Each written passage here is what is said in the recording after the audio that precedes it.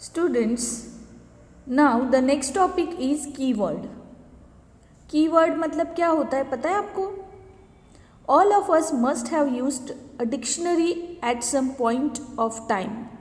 We used it for finding the meaning of a predefined word of that language. Right? C also has such predefined words to be specific. ANSI, that is ANSI C standard, supports such 32 predefined words.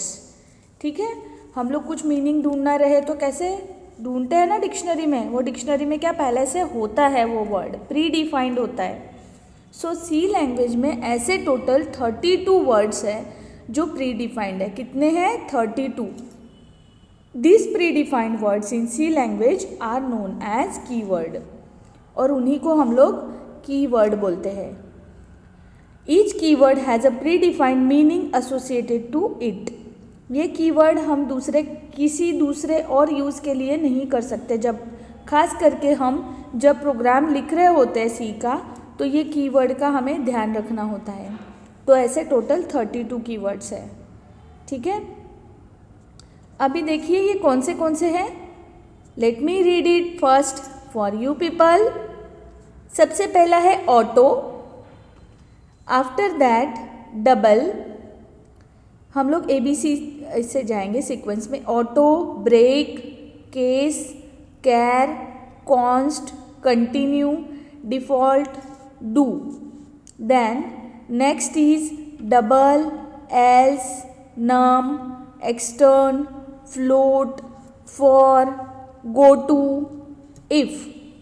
Then long, register, return, short, signed, size of, static.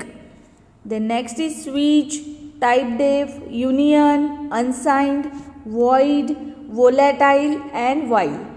All these are keywords. List of 32 keywords. The keyword and their use have been discussed in subsequent chapter throughout the course of your study. वो बीच बीच में आएंगे, मैं आपको बताती रहूँगी. ठीक है, अब देखिए आइडेंटिफायर क्या होता है. हम लोग कुछ आइडेंटिफाई करने के लिए जो टर्म यूज़ करते हैं उसे हम आइडेंटिफायर बोल सकते हैं. ठीक है, a word that a user can construct by making use of C character set is known as identifier. अब ये आइडेंटिफायर क्या होगा? जो कि आप खुद ये सी कैरेक्टर सेट में जो A to Z अल्फ़ाबेट है, कैपिटल और स्मॉल A to Z, ठीक है, ये सारे अल्फ़ाबेट जो है वो यूज़ करके, और 0 to 9 नंबर्स है वो यूज़ करके जो आप बनाओगे उसे आइडेंटिफायर बोला जाएगा. ठीक है, वो कीवर्ड में नहीं होना चाहिए, कीवर्ड के अलावा. It consist of set of letters. यहाँ पर क्या क्या चीज़ें हो सकती है बच्चों? यहाँ पर आपको सेट ऑफ लेटर्स हो सकता है, और digits, some special characters, some, ये सभी हो सकता है. Some example of identifiers are, जैसे कि डिफरेंस है, मेन है, ये आपने खुद लिखा है ना एडिशन या डिफरेंस निकालते वक्त, है ना. मेन, PI, फ्लोट, ये सब आपने लिखा है तो ये आइडेंटिफायर्स है. Here difference is the name of the variable, main is the name of the function, PI is the name of the symbolic constant, and float is predefined word. Before continuing further let us see what is variable. ये भी एक important term है जो सीखना ज़रूरी है. जो सी हम लोग सीख रहे होते हैं तो वेरिएबल को अवॉइड नहीं कर सकते, इसे सीखना ही पड़ता है अच्छे से. C program generally accepts input. This input comes in the form of the data. C program में क्या होता है? एक्सेप्ट करते हैं इनपुट्स, और ये डेटा में से मिलता है. To store and manipulate data we can use memory space. अब क्या होता है कि ये हमें कहीं पे स्टोर करना पड़ता है या मैनिपुलेट करना पड़ता है, तो हमें मेमोरी की स्पेस यूज़ करनी पड़ती है. ठीक है, स्टोर करने के लिए टेम्पररीली. अब यहाँ होता क्या है? Data with in this memory space can very based on the operations performed on it. अब यहाँ पर जो होता है मेमोरी के अंदर जो डेटा होता है सेव, वो वेरी कर सकता है. ठीक है, based on operations performed on it. जो भी ऑपरेशंस परफॉर्म हो रहे हैं उसके अकॉर्डिंग वो डेटा अपडेट होगा, चेंज होगा. Okay, now data within the memory space is referred by the name known as the variable name. अब ये डेटा कहाँ पर कौन सी जगह पे सेव है, वो जिससे रेफर हम लोग करते हैं ना नाम देकर, उस नाम को हम लोग बोलते हैं वेरिएबल। ठीक है, वेरिएबल मतलब data within the memory space is referred by some name. जो मेमोरी के अंदर डेटा रख रहे हैं उसके लिए हम नाम यूज़ करें कि इस मेमोरी में डेटा इस नाम से सेव होगा, तो उसे हम लोग बोलेंगे वेरिएबल।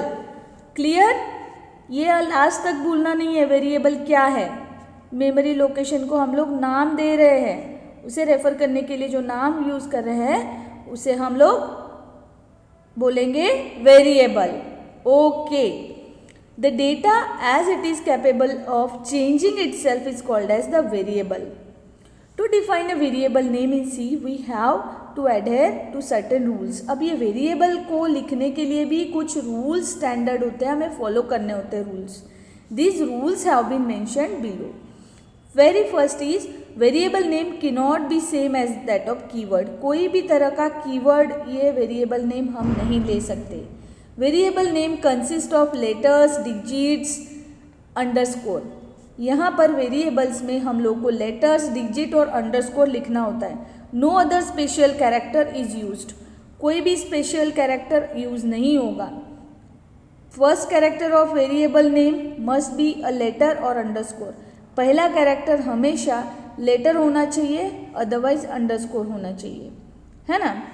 उसके बाद fourth rule is maximum length of variable name as per ANSI standard is 31 characters. Maximum length कहाँ तक जाएगी? 31 कैरेक्टर्स तक। ठीक है, however it is dependent on the compiler. अगर आपका कंपाइलर सपोर्ट करता है तो वो उस पर डिपेंड करेगा, मगर स्टैंडर्ड है 31 characters. Next one is fifth, the variable names are case sensitive. जैसे कि अगर मैं कैपिटल NUM लिख रही हूँ और मैं स्मॉल NUM लिख रही हूँ तो ये दो अलग अलग वेरिएबल्स होंगे या दो अलग अलग आइडेंटिफायर्स होंगे। ठीक है, तो ये केस सेंसिटिव होता है, कैप्स लॉक में लिखना और स्मॉल लेटर्स में लिखना। और मैं कैपिटल पहला लेटर N लिख रही हूँ, बाद में स्मॉल लिख रही हूँ, तो ये तीसरा होगा। ये तीनों को अलग अलग कंसिडर किया जाएगा। This is different and this is also different, right? Clear? जैसे यहाँ पे दिया NUM are considered as a different variables. Clear? Now in table 10.3 there is given some example of valid and invalid variables in C language. कौन से valid होते हैं और कौन से invalid. Double is not the same as a keyword double. अब ये जो कीवर्ड है हमेशा स्मॉल लेटर्स में लिखते हैं, कीवर्ड को हमेशा स्मॉल लेटर्स में लिखा जाता है, इसलिए ये कैपिटल D करके जो लिखा है ये अलग है। Capital letters are the part of C character set. Interest जो लिखा है ये C कैरेक्टर सेट का पार्ट है। अब ये टोटल क्वांटिटी जो लिखा है, अंडरस्कोर यूज़ किया है दोनों के बीच में, ये भी कैरेक्टर्स आर अलाउड है।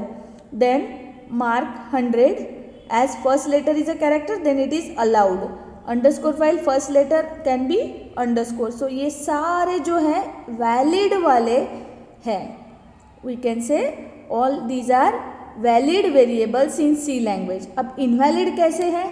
इनवैलिड कैर ये कीवर्ड है, कैर ये कीवर्ड अगर है तो ये इनवैलिड है। We cannot use this as a variable. Total value blank space जो है ये अलाउड ही नहीं है। टोटल और वैल्यू अलग अलग लिखा है, यहाँ पे अंडरस्कोर लिखो अलाउड होगा। Then total ampersand value, special characters भी अलाउड नहीं है, इसलिए ये भी इनवैलिड है। 10 मार्क्स नंबर से कभी भी शुरुआत नहीं होगी, कहाँ से होगा? कैरेक्टर से या तो अंडरस्कोर से। क्लियर बच्चों? तो आपको इस तरह पे अब ये स्टडी करने के बाद आपने जो समझा है उसके बेसिस पर आपको क्वेश्चनिंग किया जाएगा। So this is important thing, so please go through this things. अब ये कांस्टेंट वाला पार्ट हमारा एक बाकी है जो मैं नेक्स्ट लेक्चर में अभी आपका कवर करूँगी, क्योंकि ये टॉपिक बहुत बड़ा है और डिटेल में लेना ज़रूरी है, इसके सिवा आपका क्लियर नहीं होगा। You should have a strong base for C programming language.